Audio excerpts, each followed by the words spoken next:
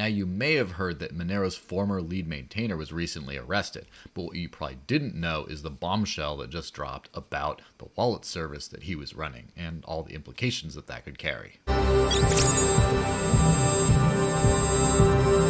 Alright, before I go into this thing, a big disclaimer too, actually. The first thing is, for anyone that, sort of followed my career over the last half decade or so or more, you know that FluffyPony and I have not gotten along historically. So if you take that to be like, oh, this guy's a hater, everything he says is a hater, I might be a little bit of a hater, but check out the actual stuff of what I'm talking about, not just what my opinions are. And the second thing is, speaking of opinions, there is some speculation here. I'm reporting some facts and things and truths to you and alluding at some possible conclusions I might have, but those are your own to make up. You can feel free to discard those. Speculation is what we have in place of perfect data and information. We don't have perfect data and information here, at least I don't, but there's some really strong allusions to what all this kind of stuff could mean.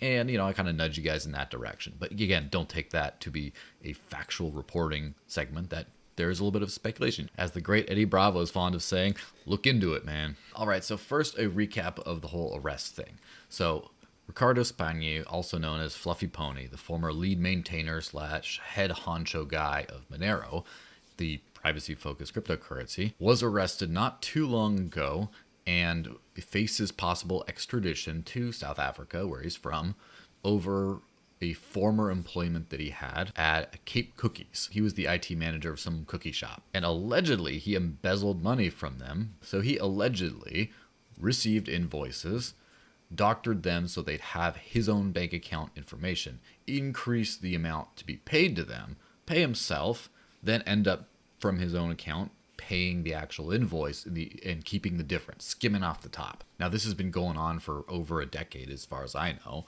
and just finally there was a court date missed or few, and then there was a warrant and extradition order, all that kind of stuff came through. Now, that's a very specific thing to come after someone for, and I'd assume that they'd have plenty of evidence of that kind of stuff, especially if they say you changed invoices for a company and sent them to your own bank account under your own name. That should be something that's easy enough to verify. But it's an ongoing case, innocent until proven guilty, at least that's the way things should be.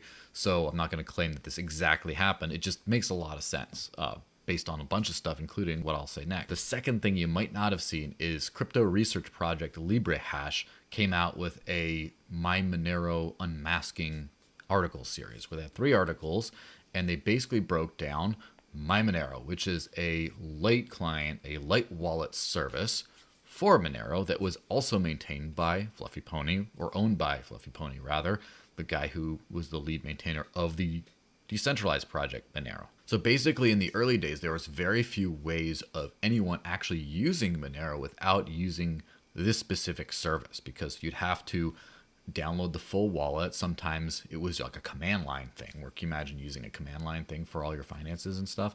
And then later a GUI or a graphical user interface wallet came out, but still it was like a full node wallet, resource intensive. I actually tried to run one of my own back in the day and it didn't really go very well. It was too resource intensive for my computer, if I remember correctly, the same computer that I'm using to run a Lightning node behind me. So basically the way almost everyone uses crypto today, through a light wallet like a smartphone app or just some little thing on a computer or whatever it is, without downloading the whole blockchain, MyMonero was that for just about the whole Monero ecosystem for a reasonable period of time, because it's difficult to integrate, not too many people working on it, all that kind of stuff, which I have covered in the past. For example, the Jax integration, which eventually they just gave up trying to add Monero because they had a bunch of difficulties. But anyway, basically, LibreHash dug deep into the actual code of MyMonero and found it to be, to say the least, pretty insecure, and a whole bunch of other sketchy things involved. I'll leave it to you to actually read the whole thing. It's better than me just trying to explain off the cuff as I am here.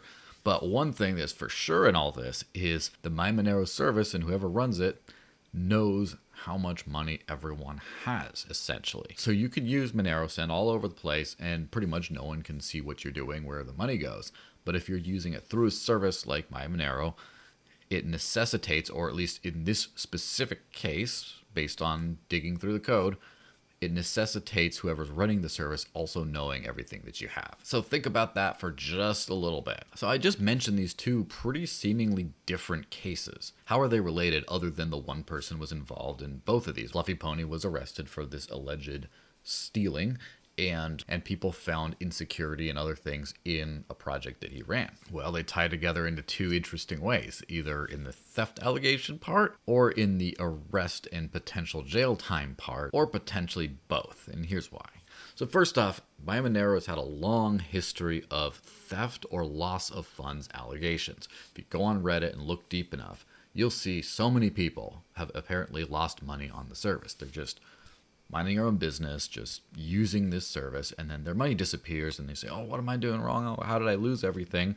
And the answer tends to be, well, you must have done something wrong. You must have malware. You must have a keylogger, whatever. But this has happened a lot. There's a lot of cases of missing funds in MyMonero. Now, if you're willing to go into the speculative realm right here and look into it, right, then you start to see that someone who was running a service which included financial information of a sensitive nature and is accused, in fact, is under arrest and going to be probably extradited over skimming off the top, over stealing money in that way, that then the same person becomes very interested in a privacy by default cryptocurrency at its inception, where it's not like you can use it in a super transparent way at all. It's just the only way is by having it be dark. And he starts running a project to make it very much easier to use by non-technical people, or just anyone.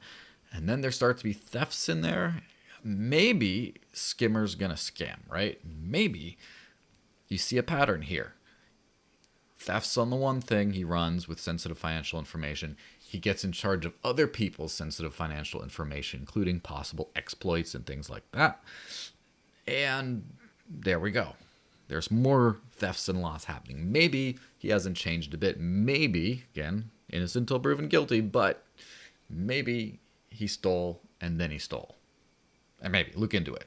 But now the next thing doesn't just tie into what he was alleged of, but just the fact that he's been arrested and could be facing jail time. Now, if you read through the Libre hash breakdown, you'll see that there's a lot of, insecurity and a lot of issues that could possibly end up having to do with exploits of users losing their funds. But the sure thing is that whoever runs MyMonero, i.e. Fluffy, knows how much money everyone has. That part is pretty clear. Now, if he knows what a bunch of people have, like who has a bunch of secret, super encrypted, dark money stuff that they want to hide from everyone, if he knows all this stuff and he's facing jail time, don't you think he would kind of rat out a couple of his former customers in order to lessen his jail sentence? This is not without precedence anywhere, right?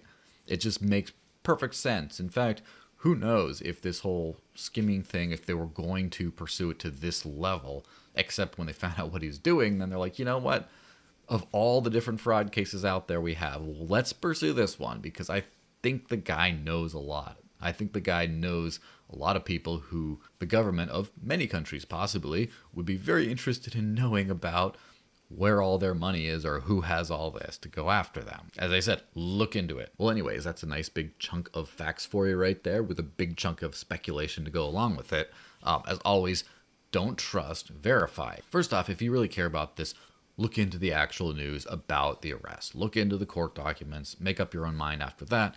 Also, look up Libre Hash's breakdown, dig into the code as they did of MyMonero, and just see what you see there. See if what they're saying has merit on your own. And then as far as the speculation part in between, you can either believe it or not, or make up your own conclusions. But if you find a way to turn that speculative part into actual solid concrete data, that would be really cool. So definitely look into it, right? That's all I can tell you. And yeah, I'll see you guys next time.